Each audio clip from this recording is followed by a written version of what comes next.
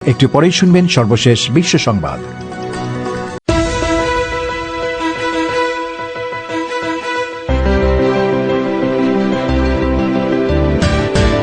BBC বাংলার পরিক্রমায় আজকে প্রধান খবর, সাবেক বসনিয়ান সার্ব সামরিক নেতা রাতকো মলাদিচ দি হেগের আদালতে গণহত্যা এবং যুদ্ধাপরাধের মামলার আপিলে হেরে গিয়েছেন।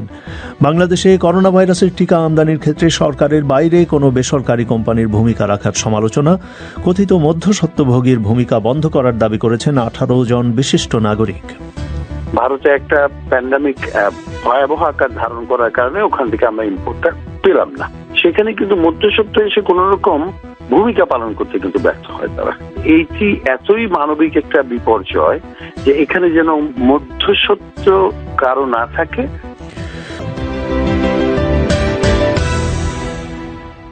বিবিসি বাংলা খবর পড়ছি মাসুদ হাসান খান।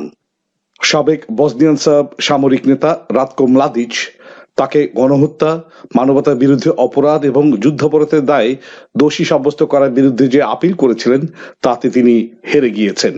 দ্য হেগে জাতিসংঘের একটি ট্রাইব্যুনাল 4 বছর আগে তাকে এজন্য দেয়া যাবজ্জীবন কারাদণ্ডের আদেশ বহাল রেখেছে। সাবেক ইউগোস্লাভিয়ার স্রেব্রেনিৎসায় 1995 সালে প্রায় 8,000 মুসলিম পুরুষ ও বালককে হত্যা সহ একাধিক অপরাধের জন্য তাকে ওই সাজা দেয়া হয়।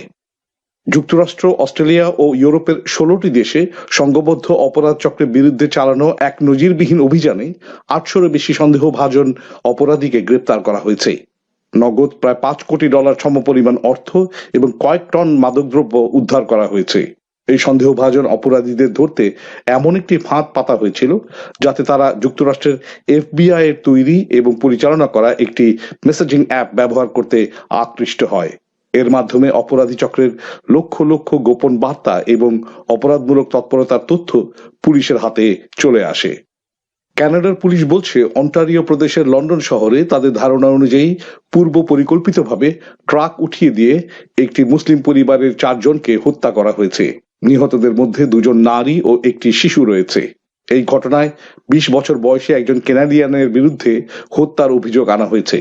পুলিশ বলছে ধারণা করা হচ্ছে যারা মারা গেছেন তাদের ধর্মীয় বিশ্বাসের কারণে এই হামলা হয়েছে। সাম্প্রতিক বছরে কানাডায় মুসলিমদের উপর এটি সবচেয়ে ভয়ঙ্কর হামলা। 2017 সালে কিবেক শহরের মসজিদে এক হামলায় 6 জনকে হত্যা করা হয়েছিল। ফ্রান্সের প্রেসিডেন্ট ইমানুয়েল ম্যাক্রনকে চড় মারার দায়ে দেশটির দক্ষিণাঞ্চলীয় ড্রোম এলাকায় 2 ব্যক্তিকে গ্রেপ্তার করা হয়েছে। অনলাইনে প্রকাশিত এক ভিডিওতে দেখা যায় ব্যারিকেডের ওপাশে দাঁড়ানো জনতার সাথে প্রেসিডেন্ট ম্যাক্রো হাত মেলানোর সময় এক ব্যক্তি হাত দিয়ে তার মুখে আঘাত করে, তবে নিরাপত্তারক্ষীরা দ্রুত গতিতে প্রেসিডেন্টকে সরিয়ে নেয়। ইন্টারপোল বলছে তারা ইন্টারনেটে রেকর্ড সংখ্যক ওয়েবসাইট বন্ধ করে দিয়েছে যেগুলো থেকে করোনা ভাইরাস মহামারীর সময় ভুয়া ওষুধ বিক্রি করা হচ্ছিল। আন্তর্জাতিক অপরাধ দমন এজেন্সিটি বলছে বিশ্বের 92টি দেশের 1 লক্ষেরও বেশি ওয়েবসাইট তারা বন্ধ করে দিয়েছে। এগুলো থেকে ভুয়া ওষুধ, জাল টেস্টিং কিট সহ নানান রকম চিকিৎসা সরঞ্জাম বা নিম্নমানের ফেস মাস্ক বিক্রি করা হচ্ছিল। ভারতের উত্তরপ্রদেশ রাজ্যে একটি বেসরকারি হাসপাতালের মালিক বেশ কজন সংকটাপন্ন কোভিড রোগীর অক্সিজেন সরবরাহ বন্ধ করে দেওয়ার কথা বলার পর এ ব্যাপারে তদন্ত শুরু করেছেন কর্মকর্তারা। এক ভিডিও ক্লিপে ওই মালিক বলছেন এপ্রিল মাসে তিনি আগ্রার হাসপাতালটিতে 5 মিনিটের জন্য অক্সিজেন সরবরাহ বন্ধ করে দিয়েছিলেন, যার উদ্দেশ্য ছিল এর ফলে কি হয় তা দেখা। বাংলাদেশে করোনা ভাইরাসের টিকা আমদানির ক্ষেত্রে সরকারের বাইরে কোনো বেসরকারি কোম্পানির ভূমিকা রাখার প্রশ্নটি আবারও আলোচনায় এসেছে। ক্ষমতাসীন আওয়ামী লীগ সমর্থক হিসেবে পরিচিত 18 জন বিশিষ্ট নাগরিক এক যুক্ত বিবৃতিতে টিকা আমদানিতে তাদের ভাষায় অন্য কোনো মধ্যস্বত্বভোগীর ভূমিকা বন্ধের দাবি জানিয়েছেন। অন্যদিকে দুর্নীতি বিরোধী সংস্থা ট্রান্সপারেন্সি ইন্টারন্যাশনাল বাংলাদেশ বা টিআইবিও এক বিবৃতিতে বলেছে যে কথিত মধ্যস্বত্বভোগীর কারণে এখন টিকা নিয়েই সংকট তৈরি হয়েছে। তবে স্বাস্থ্য বিভাগ বলছে যে ভারত থেকে টিকা আনার ক্ষেত্রে সরকারের বাইরের কোম্পানির ভূমিকা থাকলেও সেই অভিজ্ঞতার আলোকে এখন চীন বা রাশিয়া থেকে টিকা আনার সময় বাংলাদেশ সরকার নিজেই সরাসরি আলোচনা চালাচ্ছে। ঢাকা থেকে কাদির কল্লোল। দেশে করোনা ভাইরাসের টিকা বাণিজ্য নিয়ন্ত্রণের জন্য একটি মহল সক্রিয় হয়ে উঠেছে বলে অভিযোগ করা হয়েছে 18 জন নাগরিকের বিবৃতিতে। তারা এ ব্যাপারে সরকারের যথাযথ পদক্ষেপ চেয়েছেন। তাদের মূল বক্তব্য হচ্ছে টিকা আমদানির ক্ষেত্রে সরকারের বাইরে বেসরকারি কোনো প্রতিষ্ঠানের ভূমিকার বিরুদ্ধে। তারা সেটাকে মধ্যস্বত্বভোগী হিসেবে বর্ণনা করেছেন। যারা এই বিবৃতি দিয়েছেন তাদের মধ্যে উল্লেখযোগ্যরা হচ্ছেন আব্দুল গাফফার চৌধুরী, হাসান আজিজুল হক, রামেন্দু মজুমদার, শামসুদ্দিন চৌধুরী মানিক, মফিদুল হক, ডক্টর কামরুল হাসান খান এবং নাসিরুদ্দিন ইউসুফ। কেন এখন এসে এই বক্তব্য তুলে ধরার প্রয়োজন হলো এমন প্রশ্নে নাসিরুদ্দিন ইউসুফ বলেছেন, সরকারের সাথে সরাসরি চুক্তি না হয় ভারত থেকে সংকটের সময় চাহিদা অনুযায়ী টিকা পাওয়া যায়নি, সেজন্য এখন অন্য দেশ থেকে টিকা আমদানির ক্ষেত্রে সরকার যেন সতর্ক থাকে সেটাই তারা বলছেন বলে তিনি উল্লেখ করেন। ইম্পোর্ট করলে যেটা দাঁড়াচ্ছে এই মুহূর্তে সেটা হচ্ছে কোনো না কোনো ভাবে আমরা এই যে নিকট অতীতে ভারতে একটা প্যান্ডামিক ভয়াবহ আকার ধারণ করার কারণে ওখান থেকে আমরা ইম্পোর্টটা পেলাম না। যেহেতু পাচ্ছি না, সেখানে কিন্তু মধ্যস্বত্ব এসে কোন রকম ভূমিকা পালন করতে কিন্তু ব্যর্থ হয় তারা। এটা হিউম্যানিটির ঊর্ধ্বে যে ব্যবসায়িক স্বার্থ একটা কিন্তু সবার থাকে। আমাদের কথা হচ্ছে যে এইটি এতই মানবিক একটা বিপর্যয় যে এখানে যেন মধ্যস্বত্ব কারো না থাকে, বরঞ্চ আমরা বলছি যে মানবিক কারণে এই যে ভ্যাকসিনের যে ফর্মুলাটা আছে এটা সারা বিশ্বের সবার কল্যাণে যেন হয় এবং দেশি উৎপাদনের মধ্য দিয়ে সমস্যার সমাধান আমরা সমর্থন করি। বাংলাদেশ সরকার, বেসরকারি কোম্পানি বেক্সিমকো এবং ভারতের সিরাম ইনস্টিটিউটের মধ্যে অ্যাস্ট্রাজেনেকার টিকা আনার ব্যাপারে ত্রিপক্ষীয় চুক্তি হয়েছিল। 3 কোটি ডোজ টিকা কেনার সেই চুক্তি অনুযায়ী বেক্সিমকোর মাধ্যমে প্রতি মাসে 50 লাখ ডোজ করে টিকা আসার কথা ছিল, কিন্তু চুক্তি অনুযায়ী টিকা এসেছিল 70 লাখ ডোজ। এর সাথে ভারত থেকে উপহারের টিকার উপর ভিত্তি করে বাংলাদেশ টিকা দেওয়ার কার্যক্রম শুরু করেছিল, কিন্তু এক পর্যায়ে ভারত টিকা রপ্তানি বন্ধ করে দেয় বাংলাদেশ আর টিকা পায়নি। তখন টিকা নিয়ে সংকটের দায় কার, সেই প্রশ্নে বেক্সিমকো এবং সরকার থেকে একে অপরকে দোষারোপ করতেও দেখা গেছে। দুর্নীতি বিরোধী সংস্থা টিআইবির নির্বাহী পরিচালক ইফতেখারুজ্জামান বলেছেন, আমদানিতে বেসরকারি প্রতিষ্ঠানকে সুযোগ দেওয়ার বিষয়টি নিয়ম অনুযায়ী হয়নি বলে তাঁরা মনে করেন। আইন লঙ্ঘন করে অস্বচ্ছ প্রক্রিয়ায় আমদানির জন্য তৃতীয় পক্ষকে অন্তর্ভুক্ত করা হয়েছে এখানে, এবং তাদেরকে লাভবান হওয়ার জন্য সুযোগ তৈরি করে দেওয়া হয়েছে, যেটার বোঝা জনগণকে বইতে হয়েছে। এবং এমন একটি পক্ষ যেখানে একাধিক কর্ণধার রয়েছেন, জনপ্রতিনিধি আইন অনুযায়ী সরকারের সাথে তাদের ব্যবসায়িক প্রতিষ্ঠানের সম্পর্ক থাকার কথা নয়। বেক্সিমকোর ঊর্ধ্বতন কর্মকর্তাদের সাথে যোগাযোগ করে আনুষ্ঠানিক কোনো বক্তব্য পাওয়া যায়নি। কোম্পানিটির একজন কর্মকর্তা এটুকু বলেছেন, টিকা আমদানিতে নিয়ম বা আইনের বাইরে কিছুই হয়নি, তবে টিকার জন্য একটি সোর্সের উপর নির্ভর করার কারণে সংকট হয়েছে বলেও সমালোচনা রয়েছে। ঢাকা বিশ্ববিদ্যালয়ের স্বাস্থ্য অর্থনীতি ইনস্টিটিউটের পরিচালক অধ্যাপক নাসরিন সুলতানা মনে করেন, আগের অভিজ্ঞতা থেকে শিক্ষা নিয়ে অন্য দেশ থেকে এখন সরকারকেই সরাসরি টিকা আমদানি করা উচিত। সিরামের ক্ষেত্রে যেটি হয়েছে, যে গভর্নমেন্ট যদি ডাইরেক্ট যে চুক্তি হয়, সেই চুক্তি যদি হতো তাহলে হয়তো এই ধরনের যে পেলাম না এরকম আর কি সংকট হয়তো হতো না। আর এখন যে চায়নার সঙ্গে বলি বা রাশিয়ার সঙ্গে যে চুক্তি করছে, আমরা মনে করি এই চুক্তি ডাইরেক্ট চুক্তি হওয়া উচিত। স্বাস্থ্য অধিদপ্তরের মহাপরিচালক অধ্যাপক আবুল বাশার মোহাম্মদ খুরশিদ আলম অবশ্য বলেছেন, এখন সরকার সরাসরি টিকা আনার জন্য বিভিন্ন দেশের সাথে আলোচনা চালাচ্ছে। আমরাও মধ্যস্বত্বভোগী চাই না, যার ফলে যে কথাগুলো আমরা বিভিন্ন দেশের সাথে করছি সেটা আমরা সরাসরি কথা বলছি, আমরা কারো মাধ্যমে কথা বলছি। এখন যে চীনের সাথে কথা বলছি, রাশিয়ার সাথে কথা বলছি, এখানে তো কোনো মিডলম্যান নাই। এটা সরাসরি বাংলাদেশের যে অ্যাম্বাসেডর ওখানে আছে, সে ওখানকার লোকজনের সাথে যোগাযোগ করিয়ে দিচ্ছে এবং ওখানকার গভর্নমেন্টের সাথে হচ্ছে G2G আলোচনা হচ্ছে দুটাতেই। ভারতেরটা তো যেটা হয়ে গেছে সেটা সম্পর্কে তো আর আমি এখন কিছু করতে পারবো না বা বলতেও পারবো না। এখন কথা হলো যে ভবিষ্যতেরটা সামনের দিকেটা যাতে না হয় সেই চেষ্টাই আমরা আছি। কর্মকর্তারা এটাও বলছেন, রাশিয়ার টিকা যাতে দেশেই উৎপাদন করা যায় সে ব্যাপারেও তারা জোর তৎপরতা চালাচ্ছেন। ঢাকা থেকে কাদির কল্লোলের প্রতিবেদন। আপনারা শুনছেন বিবিসি বাংলার রাতের অধিবেশন পরিক্রমা। অর্থ পাচার নিয়ে বাংলাদেশের অর্থমন্ত্রী আ.হ.ম মোস্তফা কামালের এক মন্তব্য নিয়ে বিতর্ক তৈরি হয়েছে। গতকাল সংসদে মিস্টার কামাল বলেন, অর্থ পাচার কারা করে সেই তালিকা তার কাছে নেই। বাংলাদেশের সংবাদ মাধ্যম, অর্থনীতিবিদ এবং গবেষণা প্রতিষ্ঠানগুলোর মতে বাংলাদেশ থেকে বিভিন্ন সময় বিভিন্ন দেশে অর্থ পাচারের বহু দৃষ্টান্ত এবং দীর্ঘ ইতিহাস রয়েছে।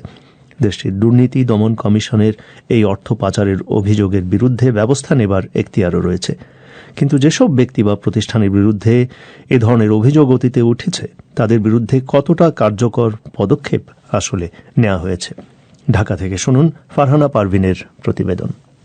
অর্থমন্ত্রী আহম মোস্তফা কামাল সংসদে গতকাল সম্পূরক বাজেট আলোচনায় বিরোধী দলের সংসদ সদস্যদের উদ্দেশ্যে বলেন, কারা অর্থ পাচার করে সেই তালিকা তার কাছে নেই। তিনি সংসদ সদস্যদের উদ্দেশ্য করে আরও বলেন, নামগুলো সরকারকে দিলে অর্থ পাচারের বিরুদ্ধে ব্যবস্থা নেওয়ার কাজটা সহজ হবে। বাংলাদেশ থেকে যখন অর্থ পাচারের বড় বড় অভিযোগ রয়েছে তখন মন্ত্রীর এই বক্তব্যের পর সমালোচনা হচ্ছে। বাংলাদেশে দুর্নীতি দমন কমিশন অর্থ পাচার সংক্রান্ত যেসব অভিযোগ রয়েছে সেগুলোর বিরুদ্ধে ব্যবস্থা নেওয়ার এখতিয়ার রয়েছে। সংস্থাটির প্রধান আইনজীবী খুরশিদ আলম খান বলেন, গত ৩ বছরে অর্থ পাচার সংক্রান্ত ৫০ থেকে ৬০টা মামলা দায়ের করা হয়েছে। এসব মামলার বেশিরভাগ অভিযোগপত্র দাখিল করা হয়েছে বলে তিনি জানান। দুদকের এই পর্যন্ত গত ৩ বছরে প্রায় ৫০ থেকে ৬০টি মামলা দায়ের হয়েছে এবং এর ধরেন ম্যাক্সিমাম মামলা চার্জশিট হয়ে গেছে এবং এর 50% মামলা ট্রায়ালে আছে বিচারিক আদালতে এটা বিচার চলছে এবং যেগুলো চার্জশিট হয়ে গেছে, অভিযোগপত্র দাখিল হয়ে গেছে, সেগুলো এখন বিচারিক আদালতে, অনেক মামলা বিচারের শেষ পর্যায়ে, অনেক মামলা বিচারের মাঝামাঝি পর্যায়ে। দ্যাট মিনস এইখান থেকে দুদক এই ৭টা মামলা যদি ধরেন তাহলে অত্যন্ত ভিজিলেন্ট এবং এই ৭টা মামলা যদি টাকার অঙ্কে যদি আপনি হিসাব করেন, আপনি ধরুন কমপক্ষে ১,০০০ কোটি টাকার মতো হতে পারে। গত বছরের ১৮ নভেম্বর বাংলাদেশের পররাষ্ট্রমন্ত্রী মিট দ্য প্রেস নামের এক অনুষ্ঠানে বাংলাদেশ থেকে কানাডায় টাকা পাচারের সত্যতা পাওয়ার কথা জানান। এরপর থেকে গণমাধ্যমে বিভিন্ন দেশে অর্থ পাচারের বিষয়ে খবর হতে থাকে। গণমাধ্যমের প্রতিবেদনে বাঙালি অধ্যুষিত কানাডার বেগমপাড়ার প্রসঙ্গ উঠে আসে। সেসব প্রতিবেদন নজরে আসার পর গত বছর ২২ নভেম্বর হাইকোর্ট অর্থ পাচারকারীদের নাম ঠিকানার পাশাপাশি তাদের বিরুদ্ধে আইনগত ব্যবস্থা নেওয়া হয়েছে কিনা তা জানতে চাই। যেসব ব্যক্তি বা প্রতিষ্ঠানের কাছে জানতে চাওয়া হয় তার মধ্যে বাংলাদেশের দুর্নীতি দমন কমিশন একটা। ২০১৫ সালে অর্থ পাচারের অভিযোগগুলো দেখার জন্য পুলিশের অপরাধ তদন্ত সংস্থা সিআইডিকেও দায়িত্ব দেওয়া হয়। দুর্নীতি নিয়ে কাজ করে ট্রান্সপারেন্সি ইন্টারন্যাশনাল বাংলাদেশের প্রধান ডক্টর ইফতেখারুজ্জামান বলছিলেন, অর্থ পাচারের ব্যাপারে কোনো কার্যকর পদক্ষেপ দেখা যায় না। এর মূল কারণ রাজনৈতিক সদিচ্ছার অভাব। যে আমাদের দেশেই কিন্তু দৃষ্টান্ত স্থাপিত হয়েছিল, যখন রাজনৈতিক সদিচ্ছা থাকে তখন যে পর্যায়ে দেখতে হোক না কোনো অর্থ পাচারের সাথে জড়িত হলে তাকে চিহ্নিত করে বিচারে আনা সম্ভব এবং অর্থ পাচার কিন্তু অর্থ ফেরত আনা সম্ভব। এটা ২০০৭-৮ হয়েছিল।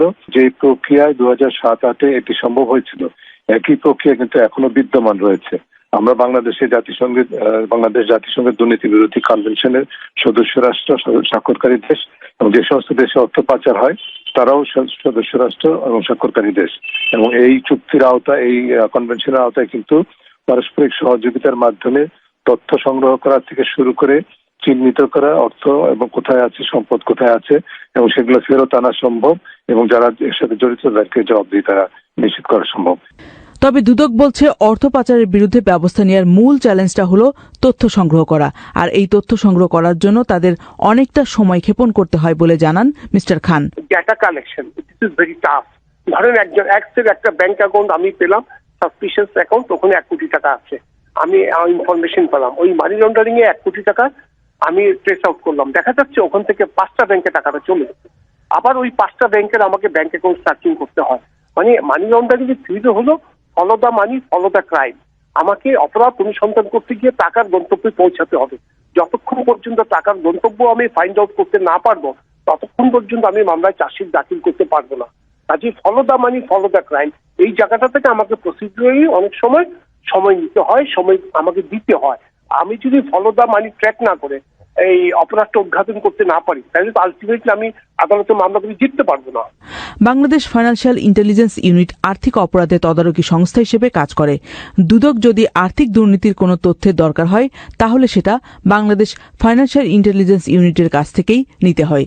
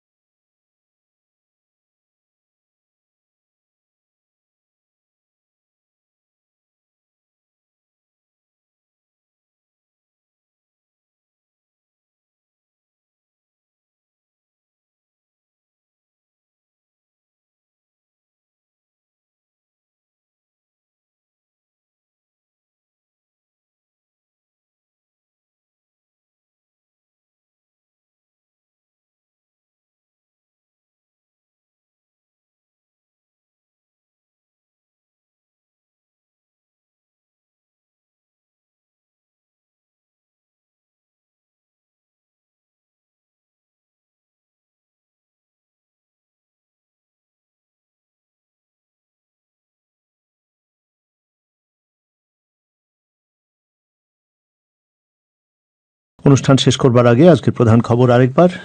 সাবেক বসনিয়ান সার্ব সামরিক নেতা রাতকো মলাদিচ দি হেগের আন্তর্জাতিক আদালতে গণহত্যা এবং যুদ্ধাপরাধের মামলার আপিলে হেরে গিয়েছেন। আর বাংলাদেশে করোনা ভাইরাসের টিকা আমদানির ক্ষেত্রে সরকারের বাইরে কোনো বেসরকারি ভূমিকা রাখার সমালোচনা হয়েছে। আর অর্থ পাচার কারা করে তা জানা নেই বাংলাদেশের অর্থমন্ত্রীর এমন মন্তব্য নিয়ে বাংলাদেশে তৈরি হয়েছে বিতর্ক। এখানে বিদায় নিচ্ছি, শুভরাত্রি।